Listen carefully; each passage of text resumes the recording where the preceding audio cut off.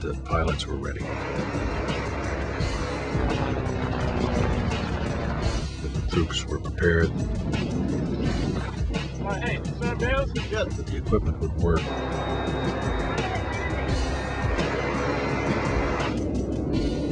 The munitions would hit the targets.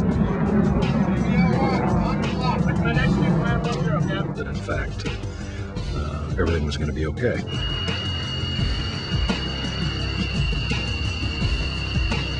Your sense of it is not that you're in control.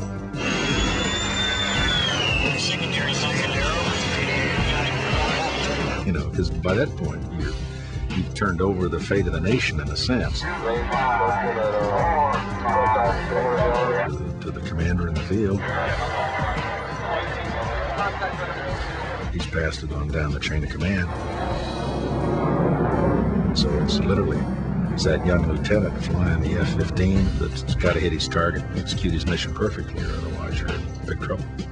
January 17th, the commander-in-chief unleashes a desert storm. Launch.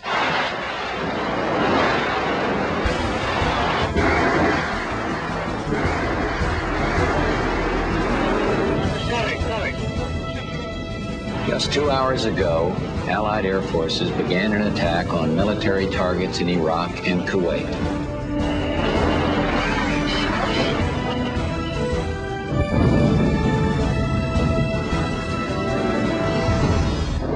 It will become known as hyperwar. You could see from the screens, on the TV screen, the bombs starting to fall in Baghdad. Talk about watching a war unfold in real time. It was an uncanny feeling. The most technologically advanced warfare ever plays out like a lethal computer game on television screens all over the world. Like the German Blitzkrieg, hyperwar is meant to overwhelm the enemy with non-stop, lightning-quick attacks. Precision-guided munitions, smart bombs, delivered by F-117 stealth bombers, are designed to provide pinpoint accuracy. The objective? Decapitate the enemy by going after his command and communications. Navy Tomahawk cruise missiles and Army Apache helicopters concentrate on Iraqi air defense system and supply lines. The first 24 hours set the tone for a one-sided war. The coalition flies 2,000 sorties, dropping 2,500 tons of munitions, losing 8 aircraft, but only 1 American killed. Oh, yes!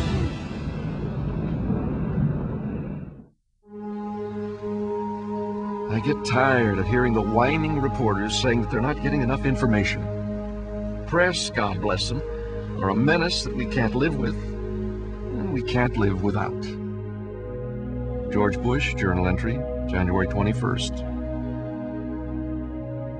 The president understood, having been in one major war himself, that war is not clean, it's not simple, and there will be mistakes made. He just wanted us to do our very best not to let that happen. They just moved out on a line to assault. Reporters in Vietnam had roamed the war zones on their own. In the Persian Gulf, this would not be allowed. I'm now going to show you a picture of the luckiest man in Iraq. The daily briefing defines the coverage given to the nation. Right through the crosshairs. And now in his rearview mirror,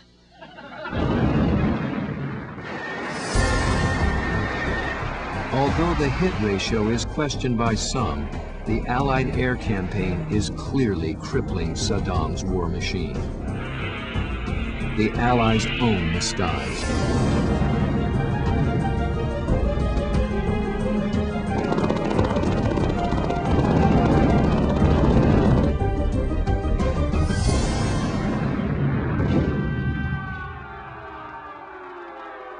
But Saddam has a deadly response. A strike against the Arab world's sworn enemy, a last-gasp attempt to turn the international coalition into an Arab-Israeli free-for-all, a World War III. The Commander-in-Chief sends batteries of U.S. Patriot missiles with his Undersecretary of State and vows an Allied response. We set up a special cell of experts over there to cooperate, share intelligence, and let them know we were doing everything we could to defeat the Iraqi threat.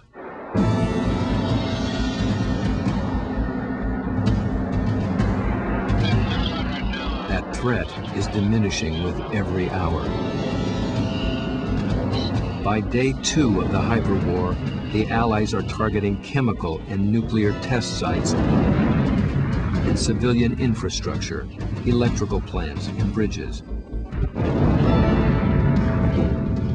Sensing defeat, Saddam changes tactics.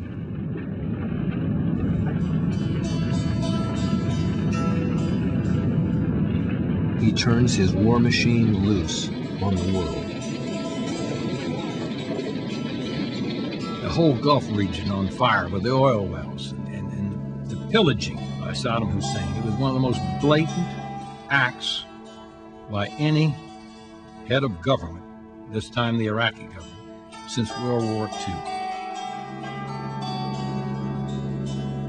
More than 600 oil wells are set ablaze. Nearly 500 million gallons of oil spilled into the Persian Gulf. If he couldn't have it, no one would.